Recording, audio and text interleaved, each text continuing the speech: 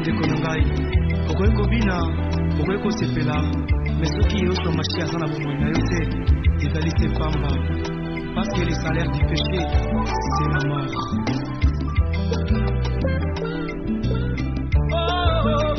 Ndeko na ngai kanisa baoyo nyonso bakufa ye oleki bango na mbongo te oleki bango na kolata te oleki bango na kitoko oleki bango na koyemba te ezali te na banatata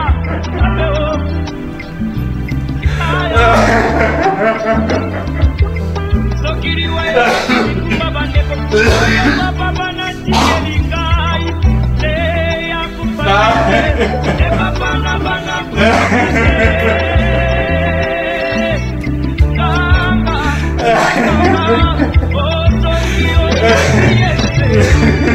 na bombo inayo okokoma moto na efeto eokolo ngaliwa oyambia oyenyeko ateko mamola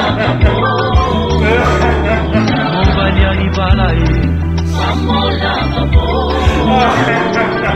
isibana bamo mamola babo Yoshua Mashiach mamola babo kunanda kuna mubolai nekulia na pani oriche na mubolai mubola lo bitolwe na nyakoyo kaye riche aloba bako beta mabokwe hata lopiko kuta bako njimaye wete mungu edebia nisema barwa yesu na mwana na kwebisa yenegine mwana eko bazaka basekele nsoye tuka ya bomoi na mote yango bakumisaka te soki moto na nakite oto yebite basekele nyonso ekobima yango balobaka te soki moto na nakufi te oto yebite basekele nyonso ekobima owa eyebi mbongo te eyebi bapokwe te eyebi babalani te ezalaki na bwa moko te puissance sur la terre azalaki na mwana na ye alingaki mingi komona ezalaki reine soleil alikaki ete soki akufi epale mwana oyo alinga na bopusa na ye mokolo moko balali mpe balamuki mwana oyo akufi oliwa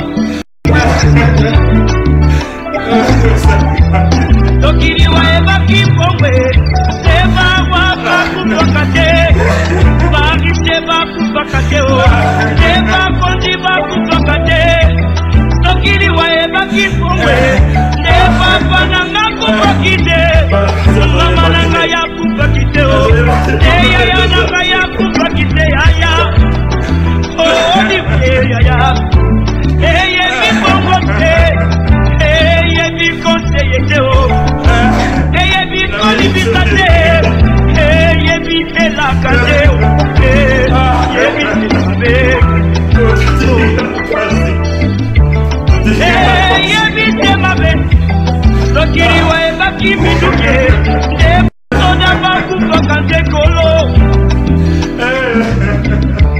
nde bakufaka te sokiliwa ebaki masanwe nde bato masano bakufaka te yaya nde bakufaka te papae oliwa eyebi kolata te eyebi konere te eyebi bolamu te eyebi nyonso te eyebi semabe yaya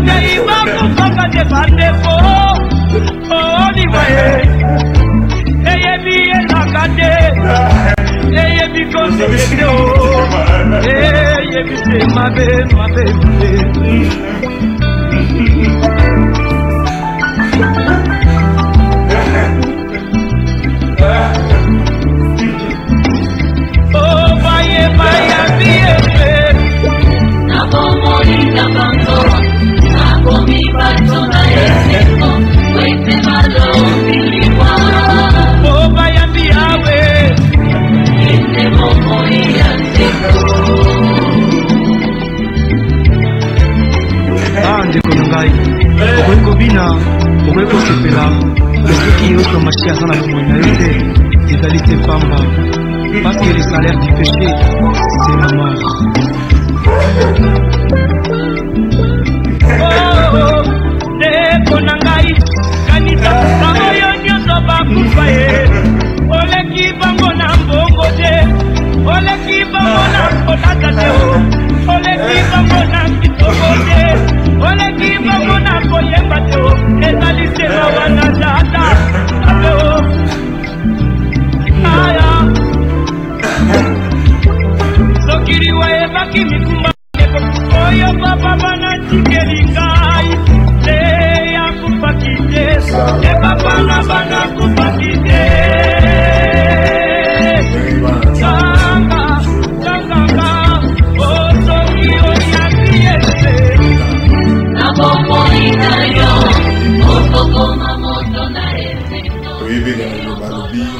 Circonstances nous sommes tout en haut, il va au commissariat. Les circonstances il y a mawa. C'est vrai, pas si dans le thème, mais tout le monde qui toujours comme moi tant que tout ça la n'engage pas ensemble de ça là. Tout fungola minoko, tout y est manqué pour la commission coronavirus. Où ils allaient volonté d'aller. Oui, quand on a passé dans le thème, Zamba est bien. Oui, quand on a Zamba est bien. Il y a le ministre qui est beaucoup misangé. On va dire que la option dans mon kilo, tu as une sens dans mon côté, tu as une explication dans mon côté, tu as évité pour l'année. Tu as une question de l'air sans réponse. Alors, vous comprendre, beaucoup misangé. Mais en gros, tu vois, vraiment que et puis tout à l'année Nzambe a reçu la mission pour la suite. Nzambe yozali Nzambe nanga, Nzambe yozali mosungi nanga, naye kogumba mela yo papa, lokumu kembo na yo. Nzambe yozali Nzambe nanga, Nzambe yozali mosungi nanga, naye kogumba mela yo papa, lokumu kembo na yo poete. Nzambe oleki likolo na nyonso Yahweh, nazali kogumbamela yo lokumu nkembo na yo poete. Yozali Nzambe oleki likolo na nyonso Yahweh, nazali kogumbamela yo lokumu nkembo na yo. Kitina bokonzi na yo nkolo Yesu ekomela yasekon.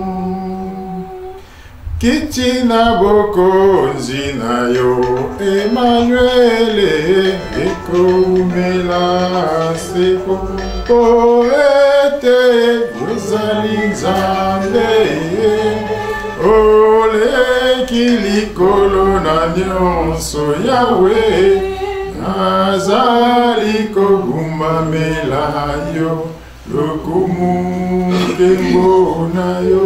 Poete yozali Nzambe ole kilikolo na nyonso Yahweh nazali kogumamela yo lokumu nkembo na yo.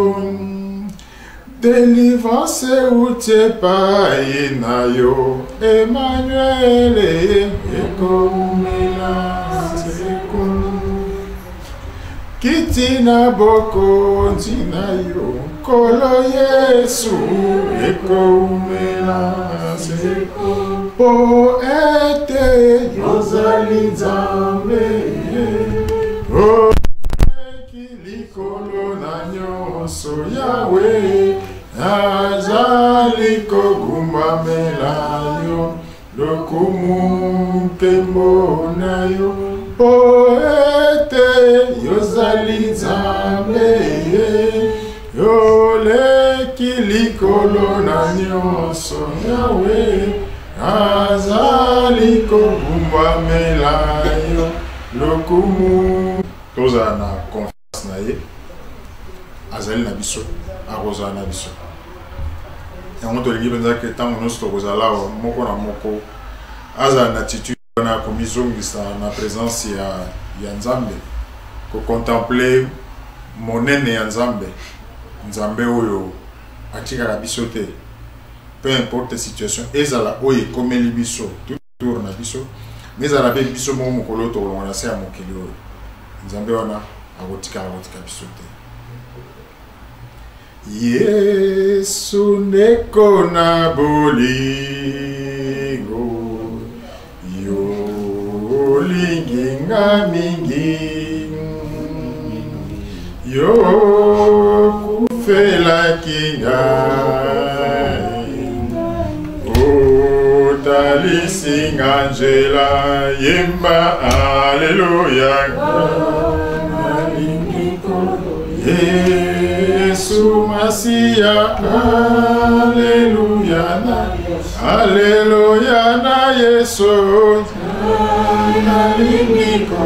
Gana lingi koloranga, Alleluia. Yesu yo malamu mingi o. Pesa kinyabomo kozala tena se kozala tena se moye kosila te yemba aleluya na mingiko Yesu Masia aleluya aleluya na Yesu Gana lingi koloranga, Alleluia, Alleluia, Gana lingi koloranga, Yesu Masia, Alleluia, Alleluia, Zanzambe, Gana lingi koloranga, Alleluia, Bakoya bakolinga satan yo lingi moto nyonso lingi bato nyonso oya moko yemba aleluya Yesu Masia aleluya Alleluia, Zanzambe, Gana lingi kolonanga, yatonda na bolingo Yesu Masia Alleluia Zanzambe Ngana lingi kolo nanga Alleluia So Pasi sokoli Pasi sokoli waya Kolo mwananga te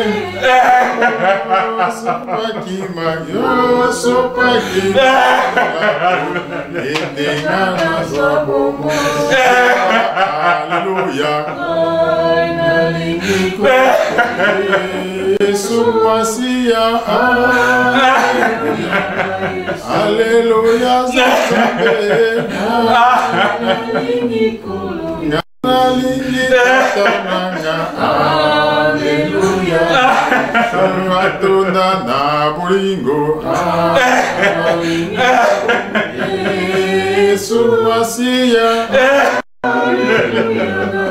Alleluia na yes Nalingi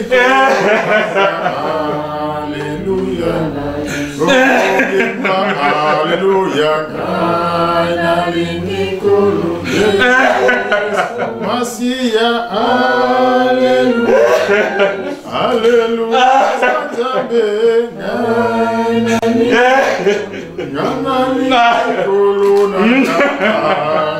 Alleluia So atana bolingo Nazareth sakoshina mama Masia Alleluia Alleluia na yes Ngana lingi korona Alleluia na Yesu Na nyonso pe apisapso kasi asunga Bolingo na ngana Yesu bolingo Yesu kateo Bolingo na ngana Yesu bolingo na ngana Yesu bolingo ya ofeleo Bolingo na Yesu bolingo Alléluia Jésus m'a sauvé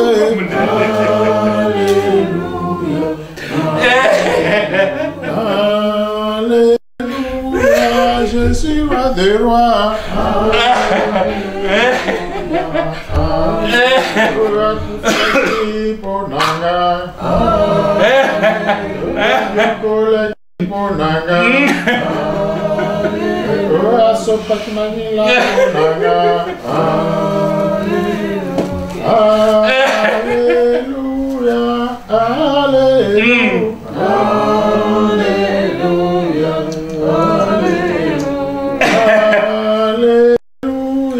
Jésus roi des rois.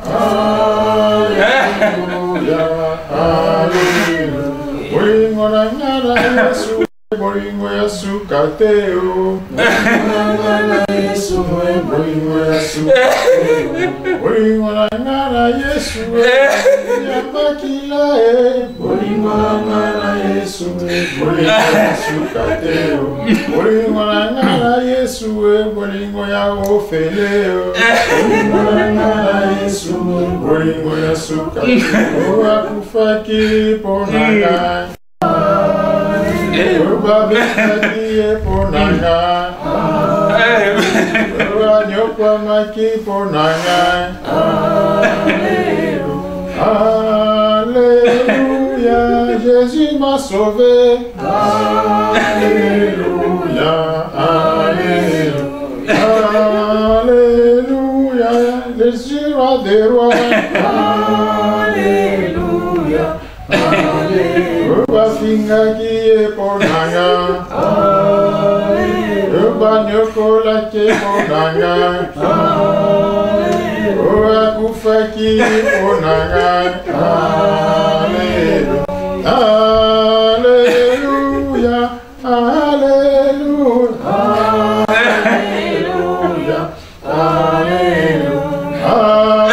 alléluia, alléluia, alléluia, alléluia. tozaba na nzambe situation nyonso tokutana nango miso etala obele nzambe tozwa oyo babengi consolation na biso epai na nzambe lisungi epai na nzambe ayebi bapasi na biso ayebi bapasi ya mitema oyo ezaki moto libanda akoki komona nyonso te akoki kososola nyonso te me nzambe ayebi na ye ye mpe kaka nde akopesa kimia ye mpe kaka akotondisa biso na kimia oyo mokili ekopesa te oyo ye nde akopesa tokozwa juste verset moko totanga ke oyo aza na nzembo akoki kotinda eza liloba toyebi na circonstance oyo nde tozongelaka ngo mingi bible elobi esika ya lwa ezali esika oyo makanisi esengeli ezongelaka biso tobanda korefléchir kaka mpona moto akufi te me korefléchir mpe mpona bomoi na biso soki ndeko akufi soki ngai nakufi nakei maloba toteyaka mokoyi ayokaka yango te donc ezali réflexion mpona ngai à partir liwa ya ndeko songolo nga mpe na banda kokanisa nawe etali bomoi na ngai alors verset tokozwa nango moko toyebi yango 1 Pierre 2 11 1 Pierre 2 11 eza esika oyo Père azolobela biso a utilisé un mot un peu fort pour kotalisa biso position nini toza nango na se ya mokili. Bible lobi bien aimé, je vous exhorte comme étrangers et voyageurs sur la terre à vous abstenir des convoitises charnelles qui font la guerre à l'âme. Tomandeli, bien aimé, je vous exhorte comme étrangers et voyageurs sur la terre à vous abstenir des convoitises charnelles qui font la guerre à l'âme. Et loko ya moto ya Pierre alingi koloba awa a utilisé le mot fort ndenge tolobi abengi biso ba étranger et abengi biso ba voyageur. Aza koloba na biso toza na se ya mokili oyo mais en fait eza esika na biso te ya kofanda libela toza lokola bato bayaki un jour tokolongwa un jour tokokende un jour tokokoma na esika oyo tokofanda libela na libela seko na seko et azali koexhorte kolendisa mais na kati ya lilendisi wana tozo sosolaka eza lokola kobenda attention na biso alobi bokeba boza ba voyageur et boza ba étranger tozalaka étranger na place oyo eza ya biso te tozalaka voyageur na esika oyo tokei mais tokofanda wana te tokozonga esika tofanda ou bien tokokende esika esengeli tofanda libela toza ba étranger na se ya mokili oyo cela veut dire que nzambe abongisi eloko songolo oyo ya malamu mpona biso na plein ya nzambe na ebandeli oyo nyonso vivre lelo pasi malade liwa ezalaka te mais lisumu nde ekotisa biloko yango na se ya mokili yango nzambe abongisa ke tofanda destination na biso ya suki ezala esika moko ya nkembo ya esengo pembeni ya mwana na ye esika kofanda libela na libela na kati na présence na ye mais avant tokoma wana toza na se ya mabele porte moko kaka tia tolekela ezali nzela aliwa alleluya donc tolinga te tosepela te tobongama te liwa ekoya mokolo moko ntango ekoya na forme nango na ntango nango na esika nango pas nécessairement ndenge biso tokanisaka biso nyonso ntango tofandi soki toza kokanisa suwe na ngai suwe na yo ezali na se ya mokili nakola okoma koko olembi mpenza wana lobi sikoyo nakoki kokende c'est vrai bato bakomaka na baage wana bazali me mbala mingi bato oyo toyebi tozotika mokili tozokende kaka na batango oyo okanisaki te eza surprise bato bandimaki te ata kutu moto akoli mpe omoni nomo age akoli makomaki nano na niveau wana te mais nzambe nde azalaka na décision finale ntango yango soki ekoki okoki koresiste te ntango wana eza likambo ya mbongo te eza likambo ya molai te eza likambo ya connaissance te eza likambo ya mayele te eza likambo ya diplôme te eza likambo ya bozwi te bandako mituka te ntango ngebeti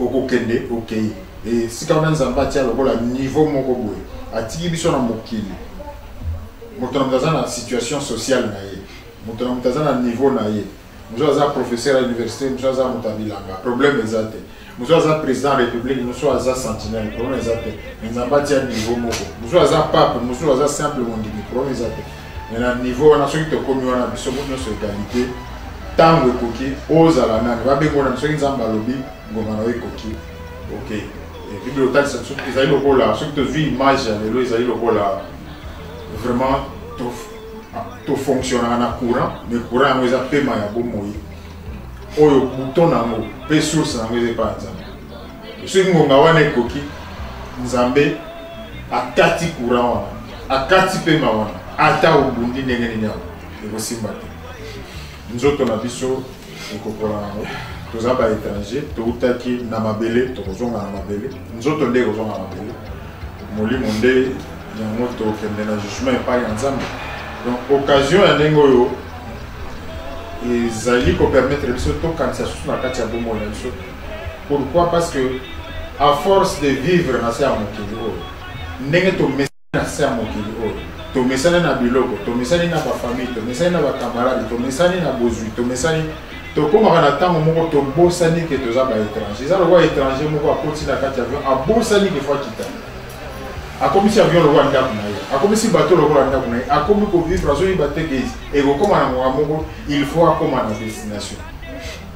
Donc tokozala biso nyonso na kati ya distraction tozosala makambo tozosepela toza kolia toza kobina nzambe alobi réjouis-toi na oyo oza kosala mais yebaka ya un jour eza na ngonga moko boye oyo okorendre compte oza na ngonga moko oyo séjour aussi oza na ngonga moko oyo peu importe baannée osalaki peu importe baprécaution badisposition ozwaki peu importe nayebi te eloko nini obongisaki ngonga wana soki ekoki na yo malade na monganga okolekana okei okomi de l'autre côté. Donc exception ezali te eza nde ngai na yo toyeba kosusu parce que na position naza nango lelo toye mpona ndeko oyo atiki biso toyebaki ye esali biso mpasi me tomitunaka moto na moto na kati ya voyage oyo toza nango ndenge toza baétranger soki lelo soki lobi position eza ndenge nini pa ndenge ngai nazokanisa me nzambe soki atali ngai ya koloba nini est-ce que séjour na ngai ezalaki séjour ya kitoko nzambe akosepela nango po ete apesa ngai lifuti mais séjour ya kitoko eza nini nzambe atiaki biso na se ya mokili oyo alobi mpona gloire na ye mpona toyeba kokomisa ye na nyonso toza kosala kolia kolata nzambe azozwa lokumu libala mosala nzambe azozwa lokumu bomoi na ngai mobimba nzambe azozwa nango lokumu mais biso toya na voyage bien que étant étranger tobosana eloko wana tokoma kosepelisa banzoto na biso tokoma koluka makambo etali biso mbala mingi tobosana nzambe mbala mingi totia même soki tosambelaka totia nzambe na position moko ya nsima priorité ekoma biso moko makambo na biso biloko na biso tobosani ye tokolamuka topase journée tolali mpe tolamuki place ya nzambe na kati ya bomoi ezali te susi ezali etali bomoi na nga nalia nalata nasomba toza kobakisa mais ezalaka toujours na makambo nzambe akorapele keba oza na voyage keba ngonga obeta keba oyebi mokolo te keba ekozala na moi keba ekozala na butu ekozala ndenge otelemi wana eza bamosusu bakokufa na maladi mais toyebi bamosusu mpe otelemi kaka boyoko ok eza bamosusu alali alamuki te eza bamosusu akufi na accident nzambe nde moto ayebi alingi abongisa mpe ke toyeba te tozala lokola bato bakozala tokobenga mpe surpris pas na sens ya mabe parce que lelo soki nzambe mpe ayebisi ngai ke non okokufa semaine prochaine nakanisi na olia mpe lisusu te nakoseka mpe lisusu te parce que nayebi ke semaine prochaine esili donc atika biso tozovivre toprofite na vie apekisi te mais susi na ye ezalaka nde ye azala première place na kati ya bomoi nyonso naza kosala nzambe liboso nyonso naza koloba nzambe liboso esika nyonso nazotambola nzambe liboso nakoti na démarche omona nzambe liboso nazwi eloko nzambe liboso. Malheureusement c'est pas ça la vie na biso ndenge ezali kokende au contraire plus bisengo ezali koya tozokamwana na nzambe ntango nini tokanisaka nzambe kaka na pasi mokolo moto akomi na pasi mpenza mokolo moto abeli mokolo moto bayebisi keba okoki kokufa keba na maladi ntango wana nde toya tokendaka koluka nzambe na baoyo basambelaka te bakoma koluka nzambe na baoyo bakima baeglise po balingaka kutu kotia makolo na baeglise ntango wana ekomaka basenga bapaster bakende kobondela mais ntango vie ezali bien ntango toza kotambola toza na tendance ya kobosana nzambe alors awa toza koloba mpona eza lokola rappel mpona ngai na occasion na situation oyo na circonstance oyo na pasi oyo tozomona na kanisa to bomoi parce que tango to sala ka moi ba cérémonie autour ya moto akufi ezaka trop tard pour na ye ngongezana pour na ngai parce que nazo pema mais oya moi ikomi trop tard lobi kuna pour na ngai pe ozala trop tard lobi pour na yo pe ozala trop tard donc to lekisa ba occasion en moté ezali lokola nzamba zo beta ngonga azo beta alarme sirène moko zo beta attention ndengo monika ndeko alali yo pe jour na yo oyebite mais sala ya bomoi oyango tolingi ko rappeler verset on a pas la biso tozali awa ekota na matoi efandezo esika tango tokolonga awa po kubandaka katango tramutami tuna bongo ngai est-ce que nazaya ko relation na ngai na nzambe za ndenge place ni na pesa nzambe na kati ya bongo ngai position ni ngai nazana moko afora nzambe soki nzambe atanga pa bata mokili pesi parfois na kenda l'église bata mokili ba mona ngai na l'église mais nzambe soko atali ngai atali motema yi azolo donc tant qu'on abongisa motema na ye abongisa relation na ye abongisa communion na ye na nzambe relation tant ozana camarade aza na ngala ba pire wana ezalaki donc moto ayima makambo soki na parler na bino utiliser ngala kama ba jeune eza mwana na ndako za te bungi depuis to mona ni te ba rotuna pire yo foye ata wanga ni na bi yo foye ba pese yo za camarade parce que pour ça Yesu zali ya comme pire. Donc, c'est ça la relation. Donc, il dit quoi? Problème, nous sommes dans la relation. Nous sommes dans la relation. Mais nous sommes dans la relation. Si on a le bilan, on a contact chaque jour, chaque instant.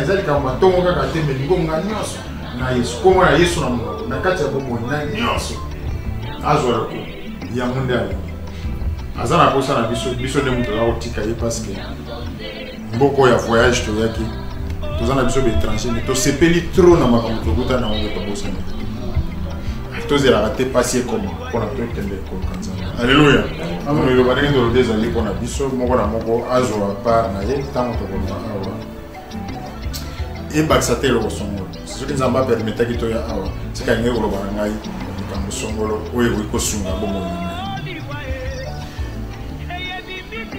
Akumama, Yesu akumama na bomoi nanga. Akumama,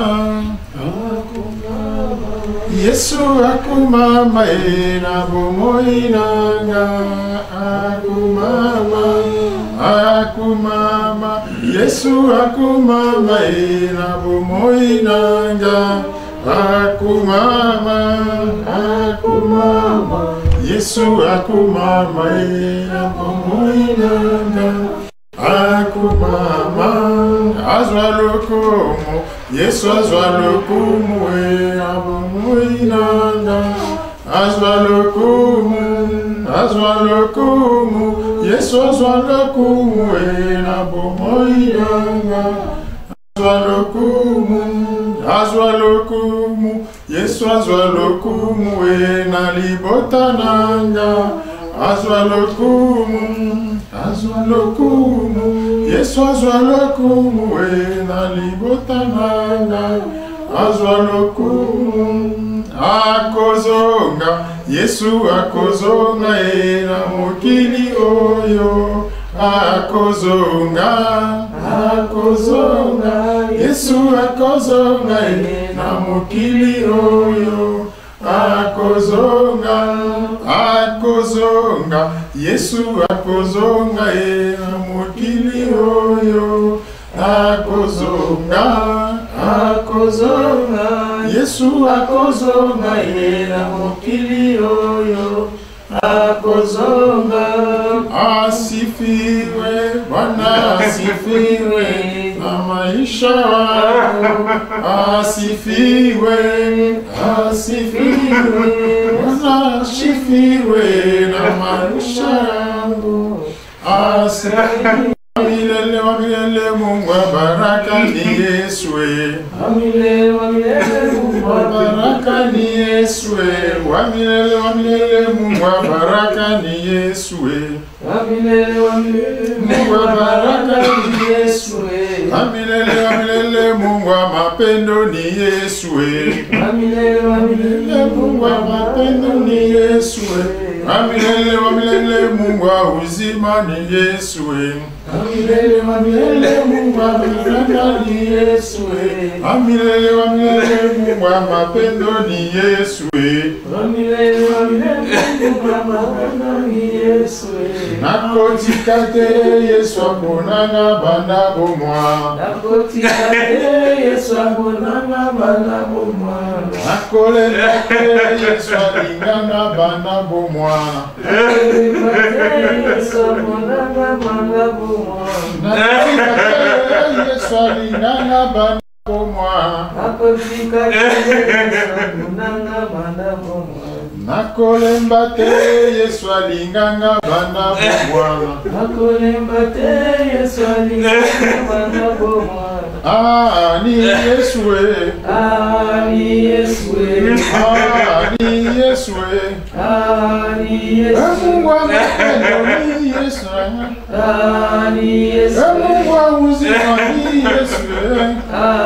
Ni Yesu. Mungu wa baraka ni Yesu. Ni Yesu.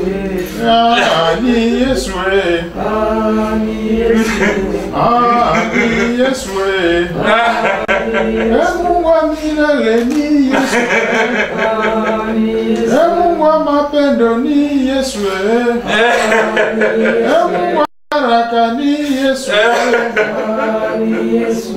Nakotikate Yesu alinganga bana bomwa. Nakotikate Yesu alinganga bana bomwa. Nakotikate Yesu akonanga bana bomwa. Nakotikate Yesu akonanga bana bomwa. Yesu alinganga bana bomwa. Yesu akonanga. Yesu alinganga. Yesu akonanga. Yesu alinganga. Yesu akonanga. Yesu alinganga. Yesu akonanga. Ni Yesu.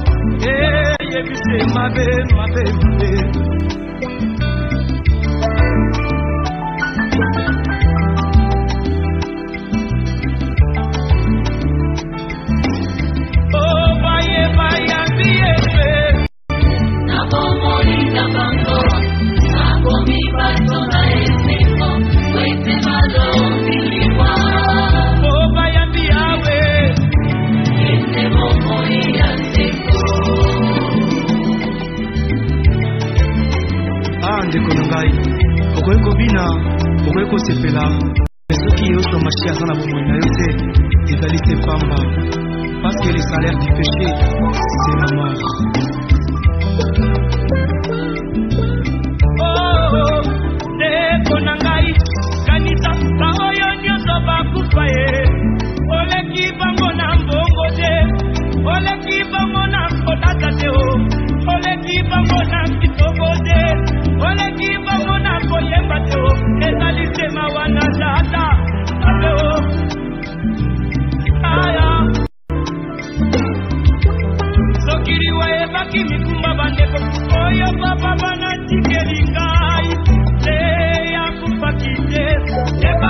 Bana kupakite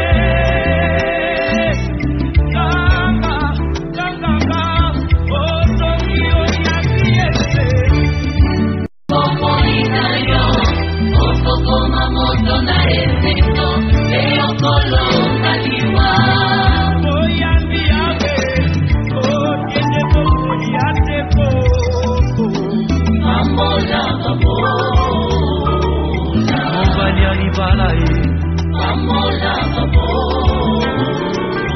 Izibana bamo Amola babo Yehoshua Mashiach Amola babo Konanda kona mobola Sekolilai Na famille Oriche na mobola Mobola lobi solo Nani akoyoka ye Riche aloba Bako beta mabokwe Ata lobi lokuta Bako njima ye Kwete mbongo Edevi ya mintema barwa Yesu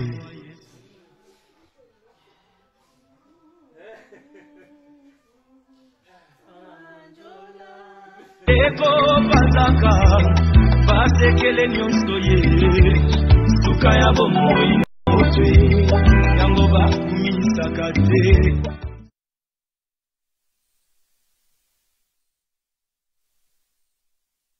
Nyonso eko bima Yango balo bakate Soki moto nana kupite Oto yepite Basekele nyonso eko bima Eye bimbongo te Eye biba pokwete Eye biba balanite Ezalaki na kwa moko très puissant sur la terre Azalaki na mwana na alingaki mingi Kombo na ezaki un soleil Alikaki ete soki akofi Epale mwana oyo alingela na bokonzi na ye Mokolo moko balali mpe balamuki Mwana oyo akufi Oliwa eyebisi mabe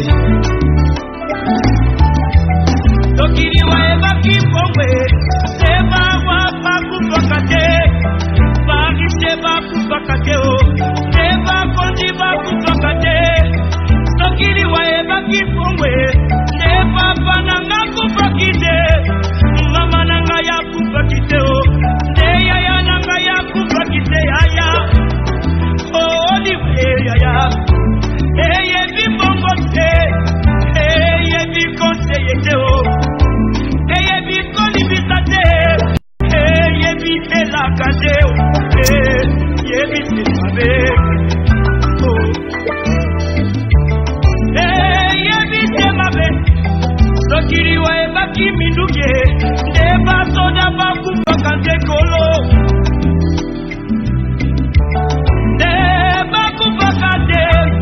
Sokiliwa ebaki masanwe Nebaka masano bakupakate Yaya Nebakupakate papae Oliwa Eye bikola tate Eye bi onerete Eye bibola mute Eye bi nyonsote Eye bitemabe yaya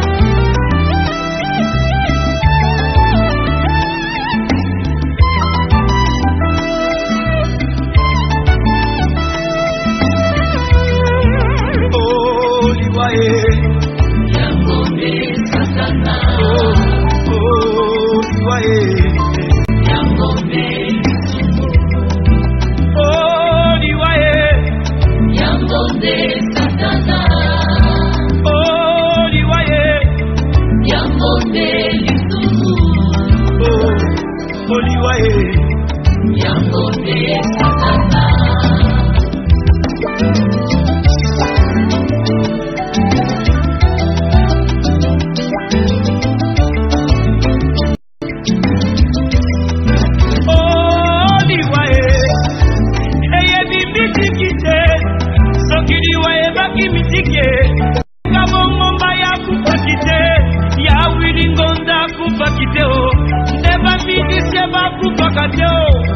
Sokiliwa ebaki kote ya Neida uta kupakite Aedina bala kupakite Nebate iba kupakate bandeko Oliwa Eye biye lakate Eye bikote yete Eye bise mabe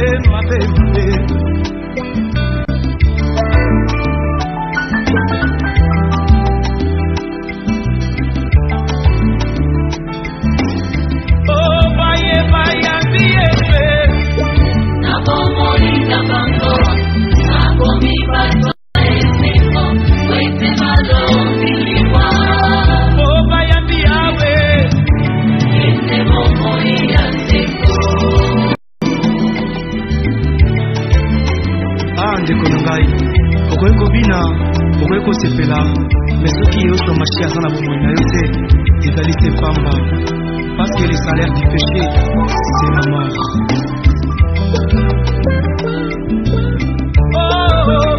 Ndeko na ngai kanisa baoyo nyonso bakufa ye oleki bango na mbongo te oleki bango na kotata te oleki bango na kitoko te oleki bango na koyemba te ezali te mawa na tata ape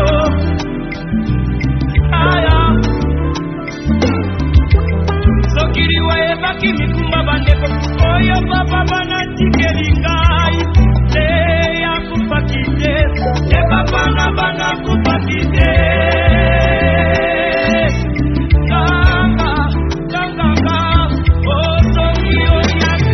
Bongo te, yebi bapokwe te, yebi babalani te.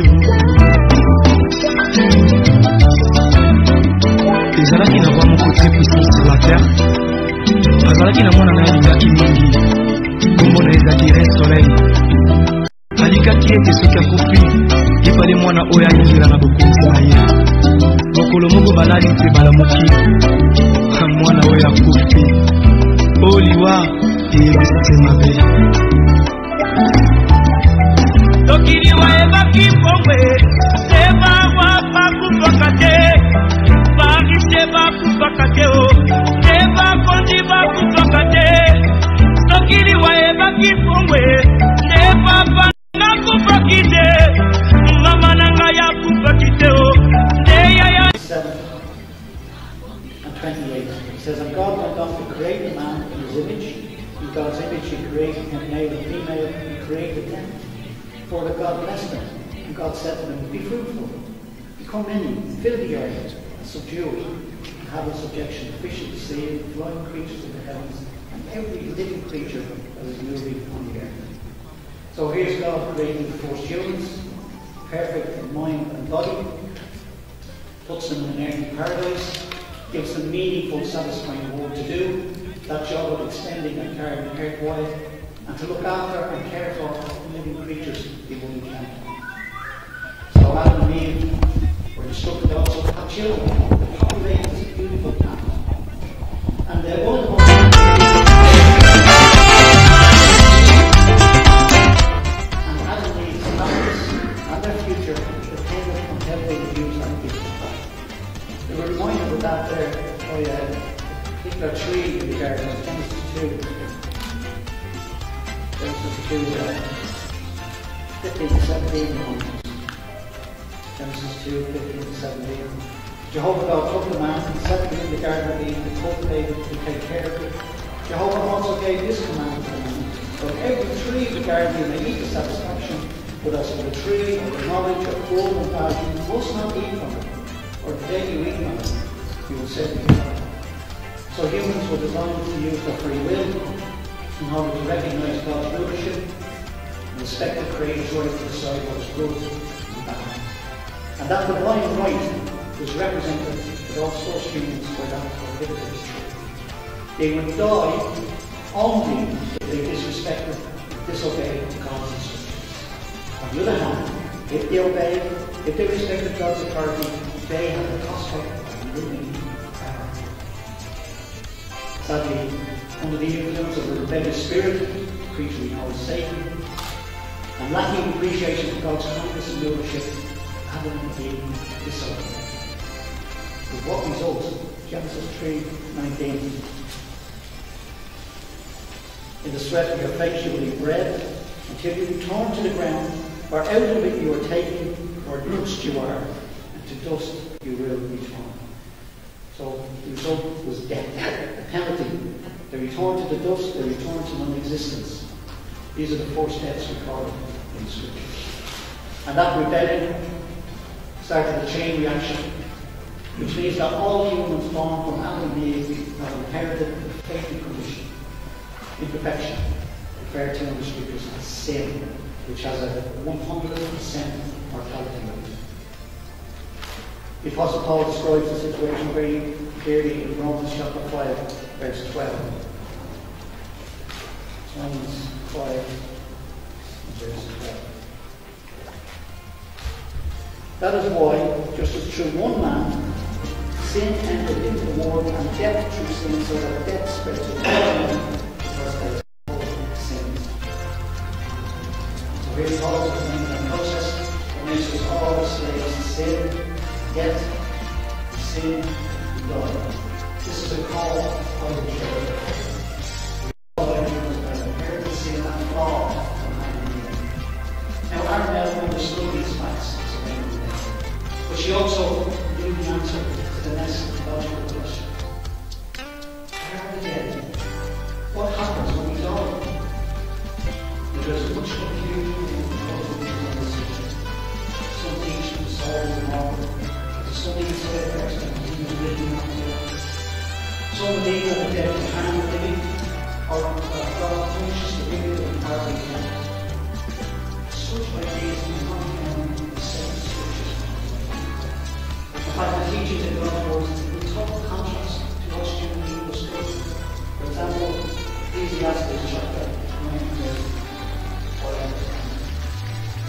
Ecclesiastes chapter 9 verse 5 says, "For the living know that they will die, but the dead know nothing at all, nor do they any more reward, because all men will be remembrance of God." And then verse 10, "Whatever your hand points to do, do with all your might, for there is no work, no planning, no knowledge, no wisdom in the grave, where you are gone." So the Bible clearly teaches that the dead are living creatures. There is no suffering. It's rather like deep sleep. And he reckons in the scriptures to death, that's the way it presents it. For example, Psalm 146, verse 3 and 4, not putting our trust in any human, because they can't bring salvation. Because when they die, their thoughts perish. So the dead cannot know or feel anything, and they can't harm us, and they can't help us. These are the facts that scriptures teaches. And in fact, really, it's a great comfort for bereaved ones to know that there's very peace in them, that dead loved ones are not suffer, they're not to be feared, and they're at rest. The Bible teaches the dead are indeed dead. So faced with that, of course, the natural question is that, well, is there any hope for the dead? Will we ever see our loved ones again? Well, Arabella knew the answer. There was a positive answer, because she knew what the Bible taught them. That Jehovah God is a giver of life. He hates death. In fact, 1 Corinthians 15:26 refers to death as the enemy. So the good news is that God's purpose is that most people who have died will be resurrected, including our men. The Apostle Paul expressed it well at Acts 4:15 when he said we have hope that there will be a resurrection of the righteous and the unrighteous. So in harmony with God's original purpose, resurrected humans will have the opportunity to live on paradise earth in perfect health. And that hope is scattered right through the scripture. Wherever you look, that hope is put forward. For example, Psalm 47. Psalm 47, verse 29. Psalm 47, verse 29 says, "The righteous will possess the earth, and they will live forever on it." And of course, Jesus himself, he was promised that those in the memorial tomb would indeed come out. And of course, these weren't just words for Jesus. He backed it up with action. In fact, after long after he said those words, Jesus came across a funeral near the city of Nain. A very tragic situation. A dead young man and his mother, a widow. At Luke 7, we find out the account here, the Lord was moved with pity. And what did he do? Step forward and brought that man back to life. And Jesus showed similar pity when he resurrected the 20-year-old bearers according to Luke 8:56. And Jesus himself experienced grief when his friend Lazarus died. What did he do? He raised him back to life, according to John 9. In fact, the Bible records 9 resurrections of dead beings by God, including that of Jesus Christ himself. These are factual and historical events. And those miracles of Jesus didn't need to bring benefits, but were only temporary, because of course the ones that Jesus resurrected did eventually die.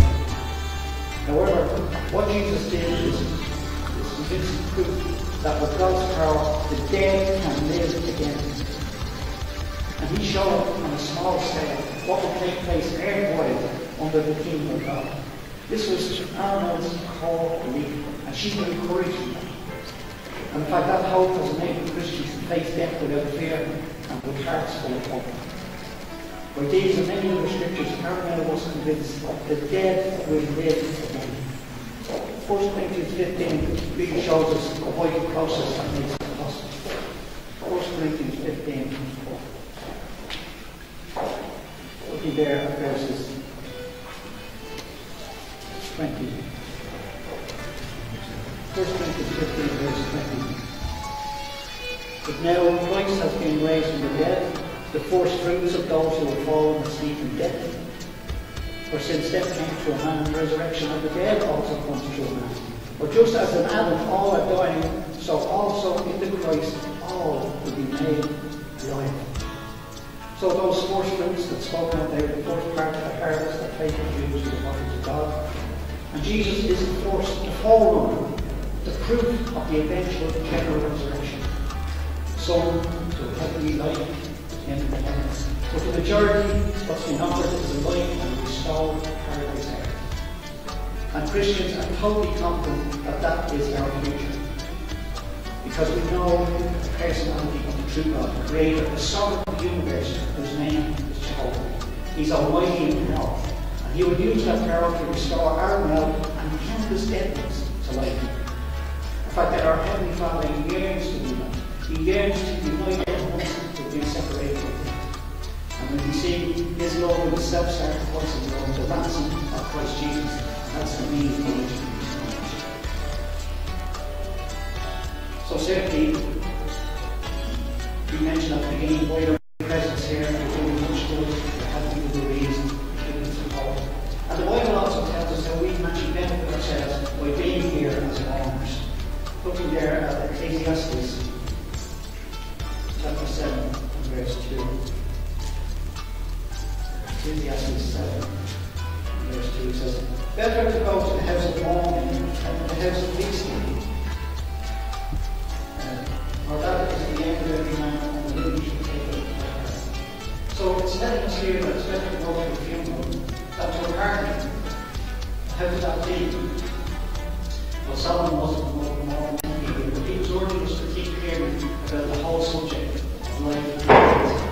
Coming here today and coming alive in the life, the reality of death that really hangs over all of us. So it's beneficial to examine our direction in life, maybe face our shortcomings, seek forgiveness from God, make changes where we can. That indeed would be the wisest use of the limited time available to us. Certainly, studying the Bible, building our appreciation of God's gift and advancing sacrifice of Jesus, that would be the finest use of our limited time. Because that's the only way that we can escape the fatal effects of inheritance sin. So, attending this funeral can assist us all to see the blessings of serving the true God, the one who raises the dead by means of Jesus. Many will be familiar with the scripture of Romans 6:23. It tells us the wages of sin paid is death, but the gift God gives is everlasting life. This is a promise that Aaron believes, and that we don't promise henceforth God will work for us. And there no doubt your family in this very day with a grieving condition and draw comfort from that service. As mourners, we can be at peace, knowing that Aaron's future is in the hands of Almighty God, and it's a good future. So meanwhile, we living must continue to build up our faith in the resurrection of hope, based on Christ's ransom sacrifice. So if we truly believe that Jesus has indeed brought the ultimate victory over death, that fact can have a very important effect on our lives. It can motivate us to do good.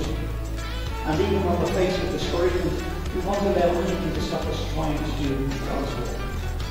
And it's good to remember that even the smallest act of love of God can produce eternal blessings. Nothing we do in God's service is wasted. Nothing we do in serving God is in vain. that's true of character. 1 Corinthians 15, verses 28 tells us to have plenty to do in the work of the Lord, reminding us that anything we do in our service to God is not enough. So by attending this funeral this morning, we have the opportunity to offer consolation to the bereaved ones. We also have the chance to meditate on the resurrection, that hope that our God believes. And we are reminded that nothing we do in God's service could ever be in vain. So while we're still living, let's see every chance we can for doing of God's will forced in our lives. That's the sure way, the only way to gain blessings leading to eternal life. All to Jehovah's praise.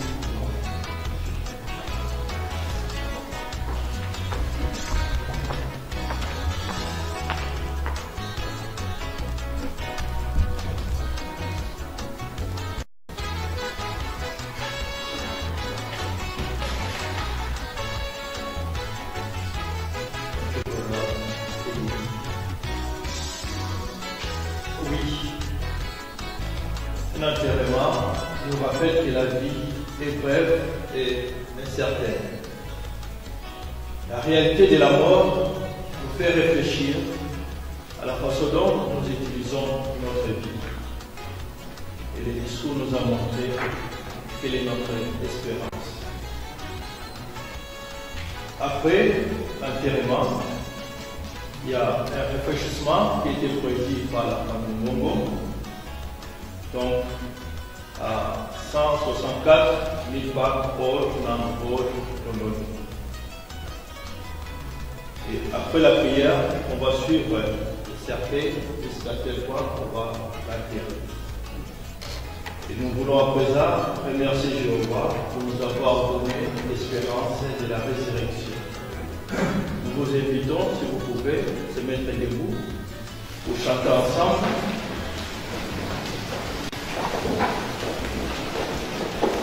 Le cantique 144, Keep your eyes on the prize.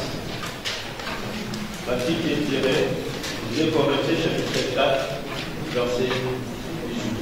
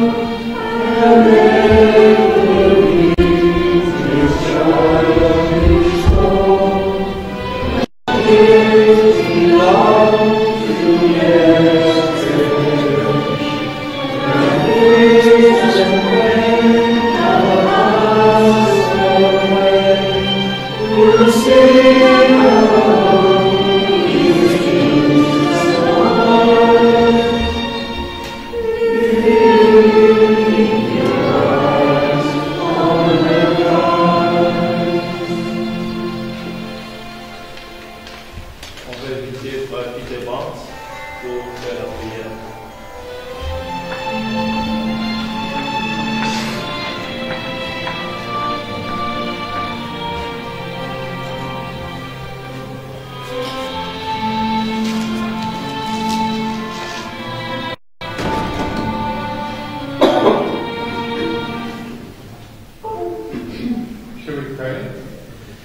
Our loving Father, Jehovah God, we approach you now to just reflect on the time that you're going to look after us in the future by the hope of the resurrection. You are the God of comfort, and so we think of our Mel Singer later, how it will bring comfort to us to know we have the hope of seeing her again. But today is a sad day for the family of Gongo and Leo. We pray your Holy Spirit will be with them and comfort them and direct their minds on the hope for the future. As we've learned in the talk that death is an enemy, and soon that enemy is going to be destroyed.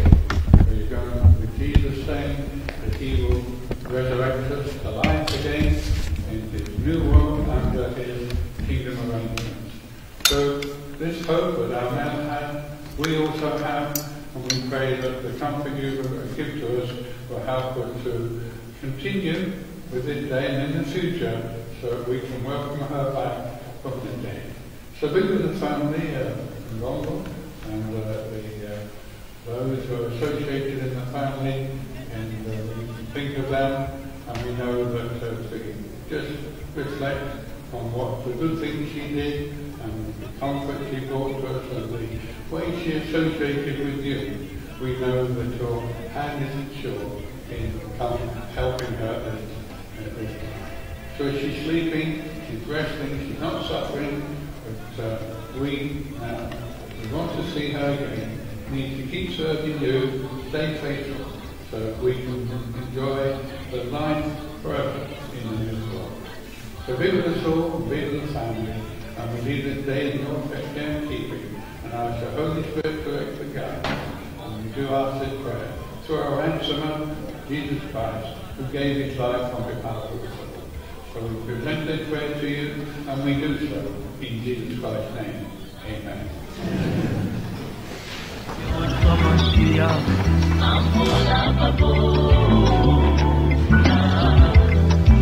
Nanda kona mobolai ekolilai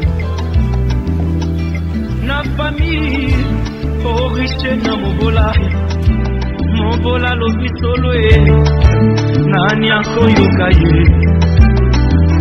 riche aloba bakobeta mabokwe ata lobi lokuta bakondima ye kwete mbongo edevia mintema barwa Yesu.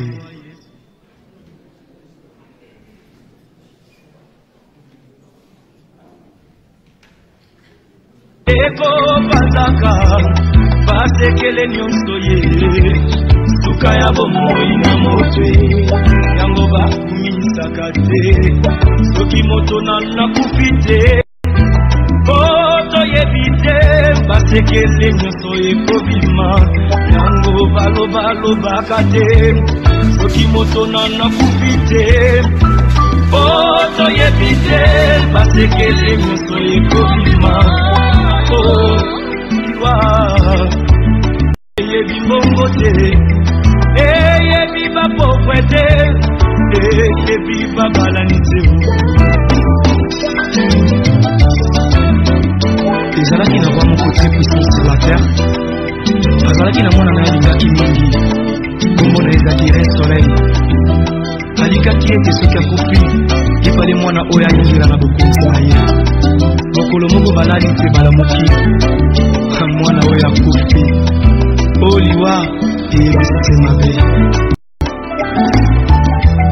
soki liwa ebaki mbongwe sebawa bakufaka te barise bakufaka te o sebakondi bakufaka te soki liwa ebaki mbongwe sebapa nanga kufaki te mama nanga yakufaki te o yaya nanga yakufaki te yaya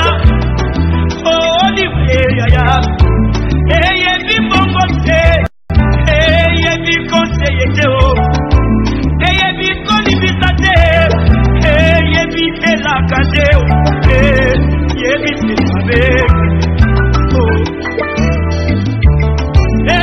yebite mabe sokiri wa ebaki minduke nde basoda bakufaka ntekolo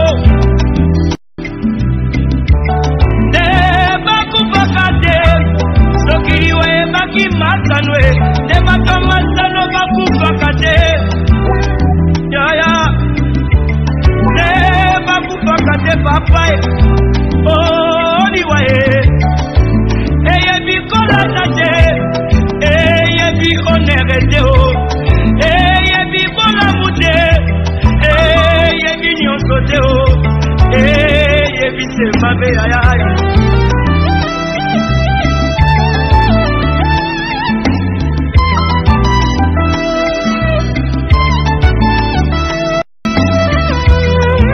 oliwaye yangombe satana oliwaye yangombe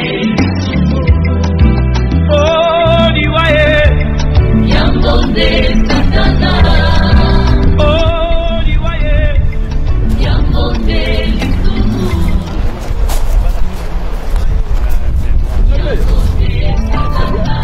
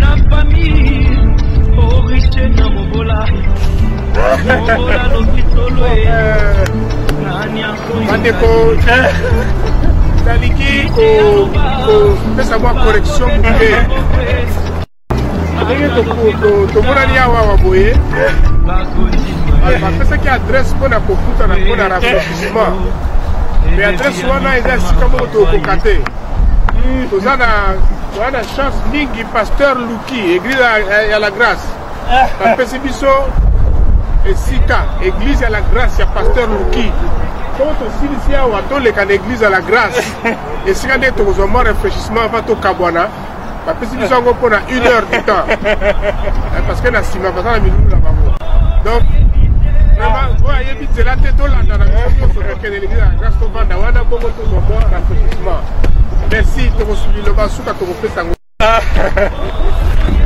voilà tolingi opesa liloba na papa ndeko ya mama Armel oyo awutaki Belgique soki aza eloko akoloba lokola ndeko atiki biso akei aloba toyoka avant biso tokabwana papa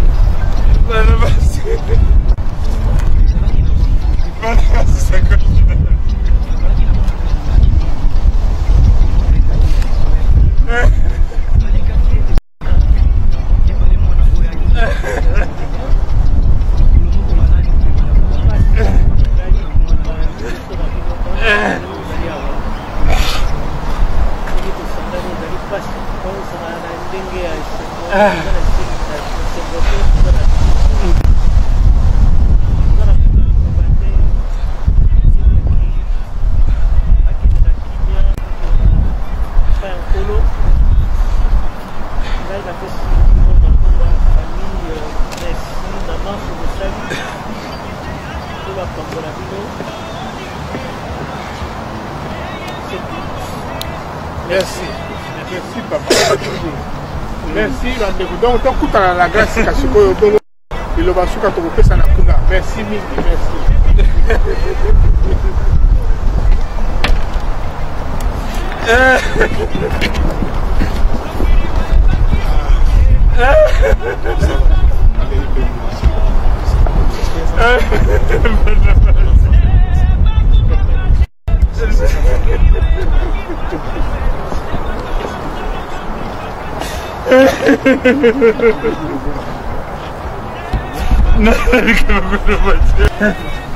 Moi, spécial.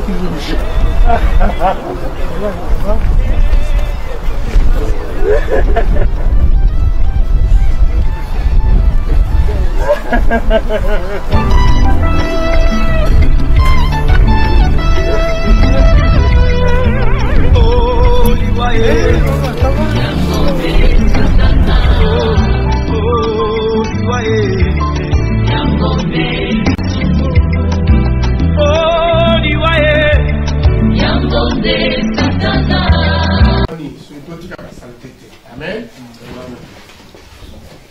Amen. Amen. Bon, moi je voulais tout juste dire un petit mot au sujet de notre croyance. Chacun de nous peut avoir différentes sortes de croyances. Mais ce que je veux nous encourager, que nous ayons l'habitude de s'unir souvent.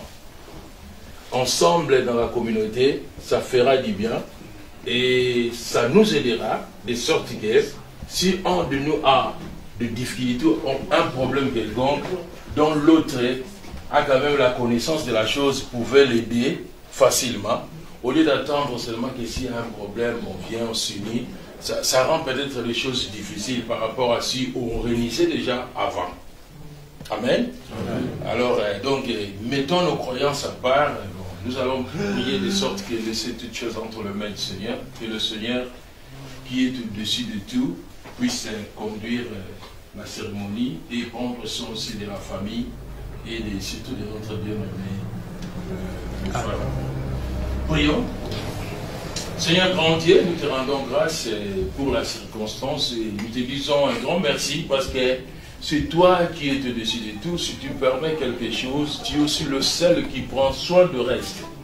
Ainsi nous t'associons à notre cérémonie pour que le reste soit en tes saintes mains. Et que tu puisses bénir tout ce que nous allons partager ici, à boire, à manger. Et que tu fasses que notre frère Aaron puisse encore être fortifié davantage, papa. Car l'assistance humaine est tellement limitée. Mais ton assistance va encore lui réconforter davantage et permettre encore à lui la force qui lui manque. Tu es Dieu et tu resteras le seul au nom de Jésus. Amen. Amen. Ok, bien aimé dans les Seigneurs, nous disons encore un grand merci et puis branché dans notre radio-télévision Congo Mon Christo. C'est vrai, les lots, Tozali, on a samedi après avoir enterré, on a biso, au wapi, to seko bungi sa katika na communauté. Bongo to liboso na bino juste pour na koyeba ko pesa président de la communauté encore papa Justin Pambi, Justin Maloba sokaza moi liloba loba pour na bandeko pense au baiko soutenir biso to bandeko nyonso au basela ko sala et donc on biso mbote pas juste mbote ndeko Alpha moi juste to monia wa présenter après avoir ko sala enterrement to te baso ko la caméra message nyoko pesa pa bandeko ba congolais nyonso au bayaki les loko sunga makambo nyonso o elekaki to makambo ndenge. Merci Ndeko Alpha nae kopesa merci na communauté mobimba ndenge ba se mobiliser pour na kokunda maman Armel et mbela autopesaki et yokanaki batu ba répondre et symboliser mingi na kata motema na ngai et bandaki malembe mais bandeko bayoki message topesaki baye belé lobby surtout na pompe funèbre dans les lots na minito tu na cimetière tu kuna maman et enterrement l'équipe vraiment qui toko mingi évidemment enterrement c'est un moment il y a émotion qui m'a cassé mais c'est ngokota là vraiment que bande ko bazaki ebele yango to zongi awa na sika à la grâce l'église la grâce au na pesi merci papa Loki et sika wapi to zo kabula moi ba jus so to kaboli et sili to kabani après ngai na kenotika papa Aaron nanda kunae mais papa Justin to moni yom to zaki organisateur mak milolo nyoso tsiko leka na bito soko bisa bandeko nini pona to bito zasu na sango mususu ya ebembe bo bandeko ba otala biso aussi ko tonda bango botondi na manso ne ba ko soutenir pe na ne ba sela ko petite présence mo katika na sika pona termate to zanango nini message no ko bisa bandeko pona matanga mususu otole nango ya mo na biso trésor voilà. Alors pour la matanga trésor, na ingina rappeler communauté que moi na wana atika kibiso tozaka na émotion makasi mais ndenge na pesa ki message matanga ezali suspendu na ligne kota ba raison te parce que wana ezali kambu ya famille na ingina pesa respect pe dignité na famille famille chef de famille papa Gigi Betoko yemoko ako benga biso pe ako yebisa biso suite ya programme tokosala eloko nini alors nazo beta cette nesika wana famille ya papa Betoko eza famille ya dignité makasi famille elingi batu bakota makambu lokola bazwa lokola ba minimiser bangote biso to communauté toza wana tosungaka pe tosalaka eloko famille elingi peut-être okende kuna te ko imposer bango bosala a bosala b non toza wana pona ko lelisa bango ko landa pasi bazomona to ko sala oyo famille elingi ndenge papa Gigi oyebisa biso etali ndenge biso to ko sala voilà donc tozozila mukolo papa Gigi obenga biso que papa Justin voilà situation eza boye bokomona ba message ndenge na kotiela bino yango mais tozawana toyebi ke to na situation ya mwana atiki biso to bosani yango te. Ok, merci beaucoup papa Justin. Na ebite soki ndeko Aaron akoyi ko remercier bandeko susu onyoso ba soutenir bandeli. Bon na ebite bandeko ba landa biso na matanga o to siko sentirement lelo kontinandi ya communauté lo lenge nyoso lekeli bo pesa ngomukoni. To pesa lelo pour tout ça dans le moko tokoki ko bomba tenga lobaka na linga transparence et ko pesa malelo y a pas de souci pour ça mais loko avant to na binga papa on a pesa merci na bandeko na ina pesa merci na pasteur Luki pona ndenge article biso esika oyo na église la grâce tala pe lelo andimi quand même que to zonga awa pour ça rafraîchissement na bondeli nzambe penza apesa papa Luki mapamboli ya ebele église oyo eye bakozwa penza grâce ndenge kombo nango eyali tokotika jamais kobondela pona bango na kombo ya bakongolais nyonso na kombo ya communauté na pesi merci mingi donc voilà yaika moya suka na ngana pesa na pesi merci na ba soutien nyonso moral soutien nyonso financier ndenge tozabo to na souci mon côté tout est bien passé makambo leki kitoko Voilà, donc ceux qui nous présentent la nouvelle Moussous, de côté Azuyango, mais nouvelle, il y a solo Nango, dans sur place, Papa Roazawa, et à côté de témoigner Yango. Sinon, il n'y a pas de problème. Merci Mingi, merci Nabandeko, Nzamba Pambola Biso. Merci bien, dans le Seigneur. Je pense que tout ça, le Papa Roazawa, soit que Poussana, Papa Juste que nous comme ça, mais quand Pesa Bandeko, Bazina Biso, Papa bonjour, on se présente, Pesa Bandeko, moi Liloba, Nandenge Marambeleki, Tobi Keza, vraiment pas si mingi, il y a Obungisa, Moulongani Wayo, Nabamoko Paya Otoyaki, mais Biso la communauté de la part de Congo Moklisto, Toreko Sengan Zamba Zano Makasi, Zamba Peso Makasi, Yakoeba, aux alavements, na soutien, Yamouli Monsanto, na Marambo, tous les cas, na habité Sosa Maloba, Yakoebisa, Bandeko, Talabisa. D'abord, merci Mingi, Papa Alpha, na Congo Moklisto. Yaliboso, avant, nalo ba merci. Tango nouvelle oyo ekoyela kingai mbila yeko yebisanga na porte que na père de moi sinanga na mona qu'on était ndoto. Nazalaki tellement paniqué, ezali kamoko nanu ekomelanga te. Très paniqué. Sans te mentir, na yebagite na kobanda wapi, comment je peux faire? Nazaka ngamoko na Irlanda. Na bengi papa Willy Konsika a lebi na noko banga te nazo connecté na président ya communauté congolaise oyo azoko kamba mikolo yo papa Justin na bengi le même jour après 1 heure du temps à s'immobiliser ailleurs. Donc, na zalaki ko se sentir que na zangamoko, mais en réalité, Bandeko na se rendre compte que effectivement, communauté congolaise d'Irlande, na zangi ba mon, ya ko remercier bino. Donc, attends 1 franc na bimicité.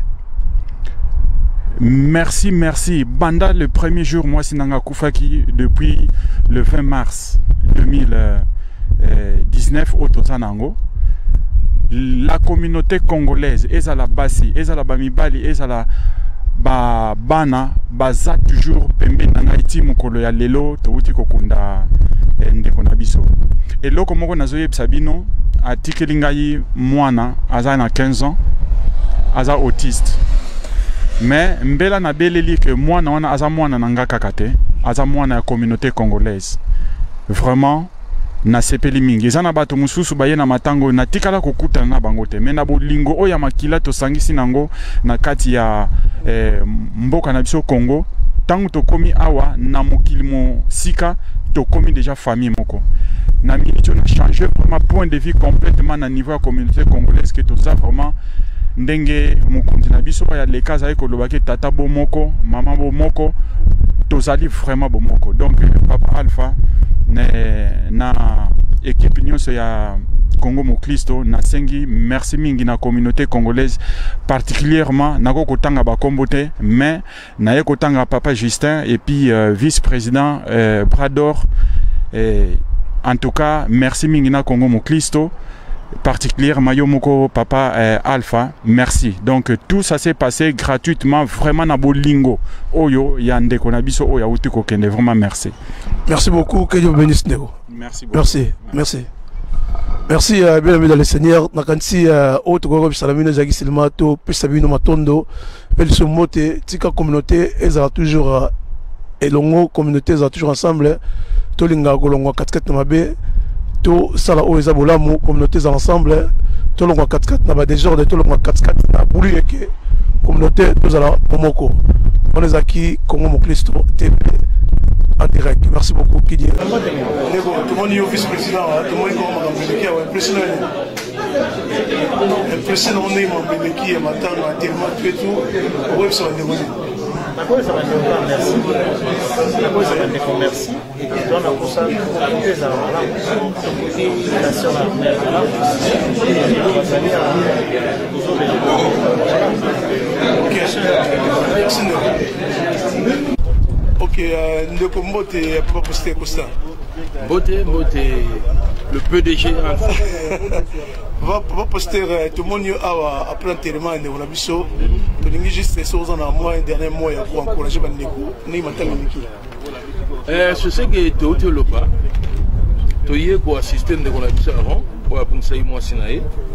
Alors tu sais que l'abisso, les Congolais, pas seulement les Congolais, toute communauté plus congolais ou africain, tous ont l'habitude d'y avoir un moment. Enfin, que ceux qui ont un petit problème, tu vas arranger le plus vite possible.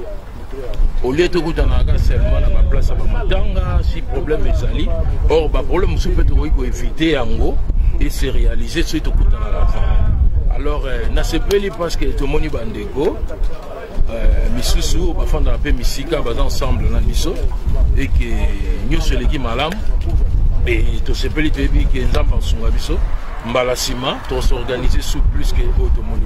Merci Pasteur. Bon, les Dobani, nous avons la communauté va organiser le million so. Et là, on est au Bango. Tu peux dire félicitations à la communauté. Et puis, tu vas Bango va continuer. Puis, tu vas pour la Bango. Tu vas aumônier. Tu vas aumônier pour la Mboka, pour la communauté. Le problème, c'est que les alliés faire bisopa. Tu vas toujours présent pour nous soutenir pour la merci pour ça. Nous avons pas tout le monde est impressionné de ça. Vraiment, en tout cas, matin à Serre l'équipe bien. Tout était vraiment programmé. Je remercie le président Justin. Il faut à la caca parce que les bandas qui bien paient et ceux qui bien bien. Et l'autre, tout le monde passé comme ça autour de Koloba. Tout le monde a la capacité. Tout le monde a la capacité. Tout le monde a la divergence, il y a la croyance, tout ça. Tout le monde a la capacité. Et pas il y a peut-être yoyebi. Vraiment, nous avons remercié le président Justin. Le comité de l'Union, nous avons commis matango tina kuka. C'est la biso pour la kitoko. Nous allons donc pour la moindre loko la romela ya rolia. Nous avons azongi nanda kunaye. Merci.